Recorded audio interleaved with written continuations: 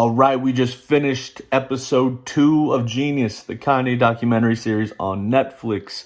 I'm going to dock this one a little bit just because I knew what to expect this time around. I'd say probably 4.5 out of 5 stars, so still a damn good hour and a half, hour and 20 minutes of TV watching.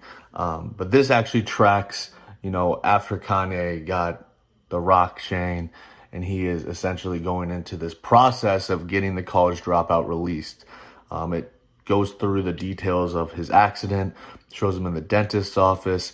They break the news to him that his jaw is always going to have a little bit of puff to it.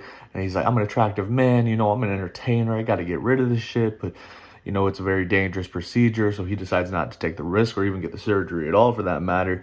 So that way he can fast forward and fast track the release of the College Dropout. And he does this through the invention and creativity of making a video for Through the Wire, which details, the song itself details like everything he's been through this accident, the preciousness of life. Just a very inspiring track across the board. Obviously one of his most famous of all time. But I hadn't seen the video in a couple of years, so I actually paused the documentary to go back and rewatch it. And it's just really a unbelievably creative flex. It's like, I am such a good rapper that I sound better with my mouth closed than most of you motherfuckers do with your mouth open, which is, inventive, but it's also that's the Kanye, the braggadocious version of him that we know so well. So it makes a lot of sense that this was kind of that reaching point and standing ground for him to reach the upper echelon of rap.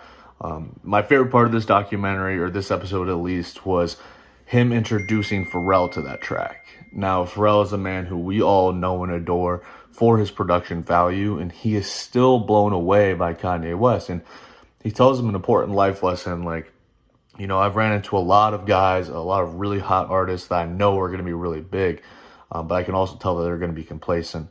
And if history has told us anything or taught us anything, it's that Kanye has never been complacent.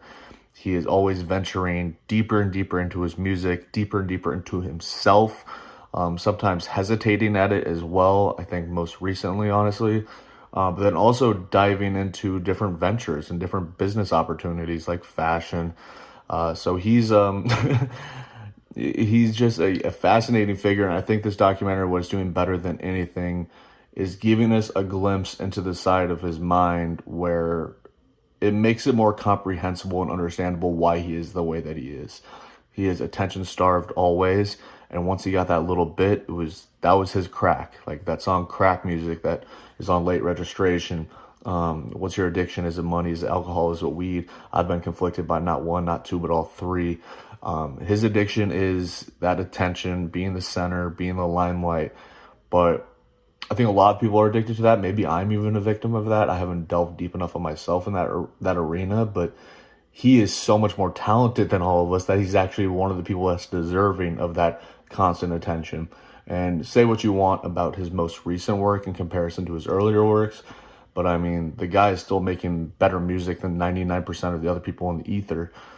So even his war songs are still somewhat compelling. They're not as compelling as Devil in a New Dress or All Falls Down. You know what I mean? So this documentary, this portion of it, not quite as good as the first part. I thought that part was just a little bit more interesting because it's just such a pure version of him. And it's before he was getting $50,000 to produce a song. And at this point now, he is kind of ascending past Cootie in a way, who even mentions that's the bigger that Kanye got, the further we grew apart.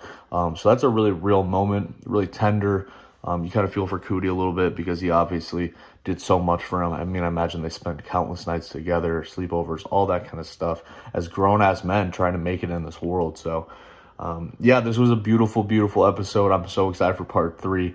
But yeah, I miss Yeezy. I wish Donda 2 was out on Spotify right now so I could go bump that immediately, but that's just not the way the world works, or the way Kanye's world works at least. And I'm not spending $200 on a stem player, believe it or not. Maybe someday, but not right now, that's for damn sure. But thank you guys for tapping in. I will talk to you the next time I see you. Peace.